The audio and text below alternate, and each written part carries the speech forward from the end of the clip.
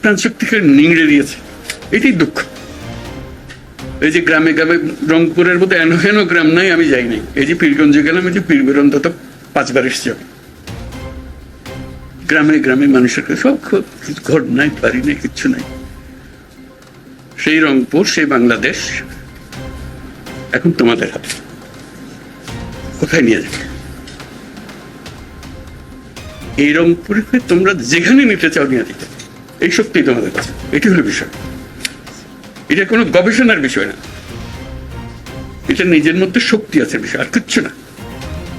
আমাকে তো পৃথিবীর বিভিন্ন দেশে, বিভিন্ন গ্রামে নিয়ে যায়। বাংলাদেশের সঙ্গে কারো তুলনা হয়। মানুষের প্রাণ শক্তি, আর কিচ্ছু না। তার কাছে টাকা নাই, পয়সা নেই, কিন্তু সাংঘাতিক রকমের আগ্রহ আছে। এটি হলো বিষয়। এবং যে আগ্রহের কারণে বাংলাদেশ যখন সৃষ্টি হয়,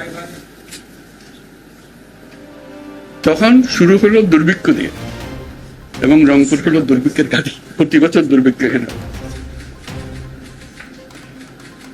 এই দুর্ভিক্ষ কপাল থেকে আমাদের যাত্রা শুরু। আজকে সেখান থেকে কোথায় চলে এসেছে, আরো কোথায় যেতে পারতাম।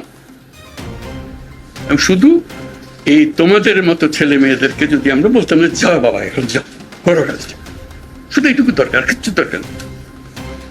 তোমাদের হাতে যদি ছেড়ে দিতে পারতাম, এটা নিয়ে কোথায় নিয়ে যেতে চাও তোমরা না।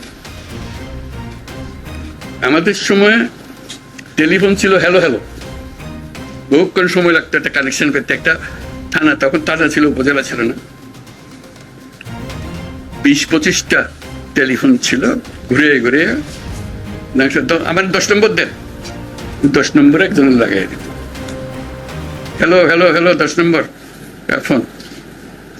এখন সবার হাতে সব যন্ত্রই হাতের মুঠার মধ্যে চলে আসছে।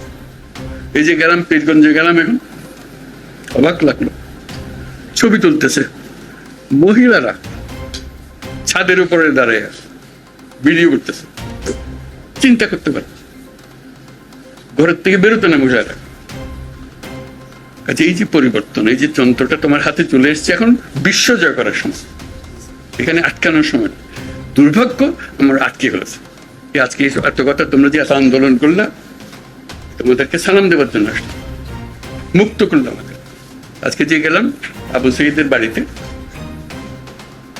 সে শুধু এখানে প্রাণ দিয়েছে তা না। আমি ওদেরকে বলতেছিলাম, বললাম যে আমরা মহাকাব্য করি না, মহাকাব্যের নায়ক থাকে, কি সাংঘাতিক ঘটনা ঘটে, আমরা মনে করি যে এদের নায়ক নায়িকারা কি সাংঘাতিক রকমের ক্যারেক্টার।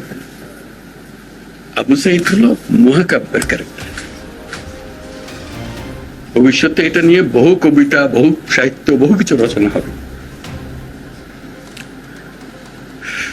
কিন্তু সেটা যে দেখে গেল, চমকে দিয়েছে সবাইকে। এই একমাত্র ওই যেটা তাকে গুলিটা খাইয়া যে ছবিটা দেখলো, আর মানুষকে থামানো যায়, আর থামানোর উপায় নেই। সবাই তখন মনে হচ্ছে আমি তো অবশ্যই, আমি অবশ্যই মারও কথা বলতে পারে। সে যখন নিচে আমিও নেব। সারা দুনিয়া চমকে গেছে। তোমরা যেটা করেছো এটা শুধু বাংলাদেশের ঘটনা না, এখন সবাই দেখতেছে এটা কি বিষয়। একটা সরকার, এই ছাত্ররা কিভাবে উঠে হতে পারে, তোমরা করছো। এবং যেটা করছো, এই যে আমি বারবার বলছি যে এটা আমাদের দ্বিতীয় বিজয় উৎসব। এই বিজয় উৎসবটা যেন আমরা আমাদের হাত থেকে ফসকে না, এবং এটা তোমরাই পারবা, আমরা কেউ পারবো না। আমরা এখানে চালাতে আমাদের ক্ষমতা নেই। আমরা কথা বলবো, বক্তৃতা করবো, সব করবো, কিন্তু এটা করার ক্ষমতা নেই। আমি ব্যাখ্যা দেবো কাজ না করে, তোমরা কাজটা করো। এই কাজের জন্য এই যে আজকে রংপুরের যদি আসলাম, রংপুরের বহু কাহিনী, এই যে বেগম রোকেয়ার বিশ্ববিদ্যালয়ে যে আসলাম, তার কাহিনী আমরা ছোটবেলা থেকে পড়ে আসতেছি, বেগম রোকেয়ার কাহিনী। কাজে এটা ছোটখাটো বিষয় না, বিশ্ব পরিপ্রেক্ষিতের বিষয়। আমাদের যারা তরুণদের বয়সের সীমা অতিক্রম করে গেছে, মেহেরবানি করে আপনার রাস্তা ছেড়ে দেন। আপনারা প্রতিবন্ধকতা করতেছেন। এদের এই যে শক্তি, প্রাণ শক্তি যেটা আছে, ওরাই সব নিয়ে যাবে বেরিয়ে। এই